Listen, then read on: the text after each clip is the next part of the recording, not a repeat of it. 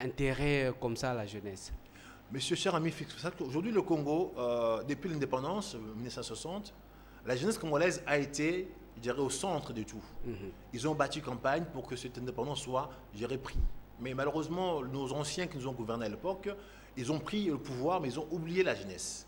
Aujourd'hui, je dirais 50 ans après, nous avons eu beaucoup de gouvernements en place qui ont travaillé pour les intérêts externes et sans penser, je dirais, à la jeunesse, bien aux relèves. Aujourd'hui, les gens qui gouvernent, ils veulent faire des choses le jour après jour.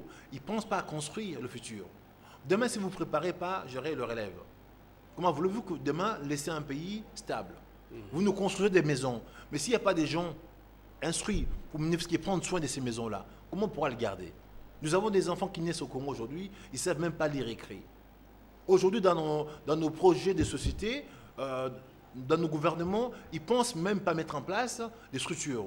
Le président Kabila avait dit, pendant son mandat, qu'il devait construire 100 écoles par an, 100 écoles, sans hôpitaux. Mais aujourd'hui, le constat est amer. Sur les 100 écoles par an, il a 15 ans de pouvoir, il a construit que 700. Mais ce sont des petites classes, non pas conformes. Aujourd'hui, dans chaque famille, il y a au moins 5 enfants. Nous sommes des Bantous, 5 enfants. Alors, un enfant de maternelle, de primaire, secondaire, mais aujourd'hui, il y a un problème sérieux. L'école n'est pas préparée. L'avenir qui est compromise. Non seulement à l'école, nous n'avons pas des structures spéciales pour pousser les enfants peut-être qui ont décroché. On n'a pas des éducateurs pour les enfants qui décrochent. On n'a pas des centres de formation pour les enfants qui décrochent, peut-être pour qu'ils apprennent un métier. On a nos enfants mettant dans la rue. Vous savez, à Kinshasa à l'époque, on n'avait pas de phénomène des koulouna. Parce que les parents, ils avaient de quoi nourrir leur famille. Peu importe le pays qui touchait, chaque parent à l'époque, il payait les soins je dirais, médicaux pour les enfants, ils envoient les enfants à l'école. Maintenant, c'est aux parents de payer les frais scolaires et puis payer encore le professeur. Alors, comment voulez-vous déjà un parent qui fonctionne, qui touche 50 000 francs congolais ou 50 dollars, il doit payer encore l'école de son enfant qui coûte 2 fois plus cher son salaire. Et puis dans tout ça, le gouvernement n'a pas pensé que... Ils avaient parlé déjà de la gratuité de l'école. Cette gratuité en question, on ne le voit pas. Alors comment voulez-vous... Mais elle est constitutionnelle. Hein, Eh bien évidemment, c'est pour cela on devait le mettre en place, les respecter.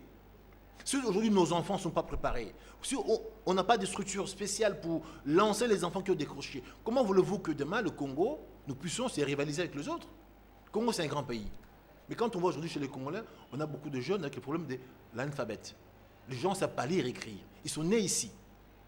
Alors comment voulez-vous demain ces enfants-là puissent prétendre demain revendiquer quoi que ce soit dans ce pays?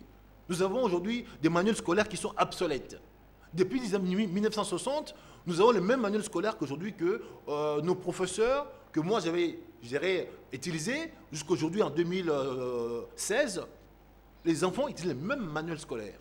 Il n'y a pas eu l'évolution. Et comment voulez-vous, mettons, rivaliser avec des pays, admettons même la Chine ou bien l'Inde? Donc ça veut dire qu'aujourd'hui au Congo, nous avons un sérieux problème, point de vue éducation, santé et scolarité. Et si nous soi-disant responsables en question, s'ils aimaient ce pays, ils devaient penser d'abord, je dirais, à l'homme. Au lieu qu'ils nous fassent des routes, des peintures par-ci, par-là. Oui, mais ça, ce sont des choses éphémères. On doit investir sur l'homme. Parce que si l'homme est aujourd'hui pris en charge, un enfant qui est, je dirais, suivi, qui va à l'école, qui est soigné, cet enfant-là, même si vous laissez un stylo, il pourra le fortifier, avoir 10 stylos après, parce qu'il aura l'intelligence. Le savoir, c'est le pouvoir. Et le pouvoir, c'est la liberté. Nos enfants, aujourd'hui, ils n'ont pas le savoir.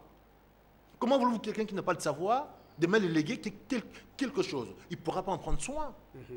Donc, malheureusement, les gens qui sont responsables aujourd'hui, ce sont